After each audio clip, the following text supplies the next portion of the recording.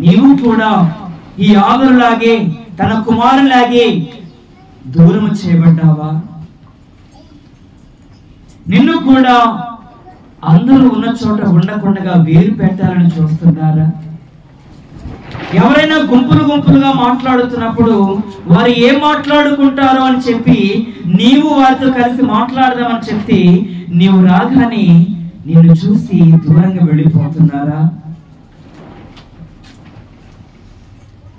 నీ దగ్గర మాట్లాడాలంటే కూడా అసహించుకుంటున్నారా? బాయ్ మేముండే చోటు నువ్వు రావద్దు అని ముఖం మీదే అంటూ నీ మనస్సును గాయపరుస్తున్నారా? అయితే ఆగరు కుమారుని చూసిన దేవుడు ఇవాళ నిన్ను చూశాడు. ఆమేన్. ఇవాళ నీకు న్యాయం చేయాలని ఆయన సంకల్పం కలిగి ఉన్నాడు. ఆ సంకల్ప ప్రకారం ఆయన తన చిత్తాన్ని యావత్తు జరిగించును గాక. చూడండి, మరియు దేవుడు ఆమె కన్నులు తెరిచినందున ఆమె నీళ్ల ఊటు చూచి వెళ్ళి ఆ తిత్తిని నీళ్లతో నింపి చిన్నవానికి త్రాగనిచ్చేను. నీకు దేవుడు కొన్ని సందర్భాలు నీ కళ్ళు మూసుకొని పోయి ఈ యొక్క యుగ సంబంధమైన దేవత ద్వారా నీవు మేలు అనుభవించక, నీకు దాహం తీరక, నీ ఇంటి పరిస్థితులు మార్చబడక, ఎలాంటివైనటువంటి కఠినమైన పరిస్థితులు నీవు ఎదిరించలేక సమస్యలు పడిపోయినట్లయితే ఇవాళ దేవుని కన్ను తెరచును గాక. నీకు కావలసిన దేవునికి అనుగ్రహించును గాక. ఆమేన్. హల్లెలూయా. పోగొట్టుకున్న దేవుడు నీకు అనుగ్రహించును గాక. అయితే మరి నీవు ప్రార్థనలో సక్రమంగా ఉన్నావా? వాక్య జీవితంలో నీవు కరెక్ట్ గా ఉన్నావా?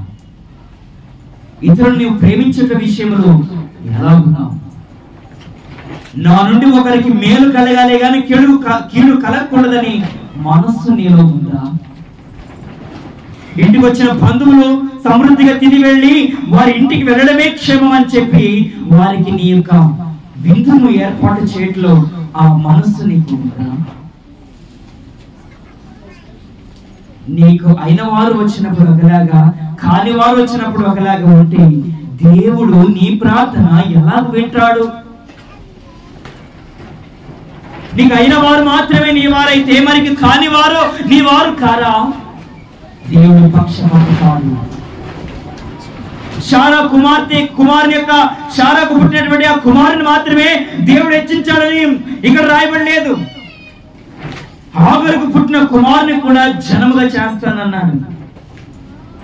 ఒకరికి ఒకలాగా, ఇంకొకరికి ఇంకొకలాగా దేవుడు చేయలేడు. అందరికి న్యాయం చేసేవాడు. ఆమేన్. హల్లెలూయా. మరి ఎలాగున్నావు? నీ పరిస్థితి అలాగుంది.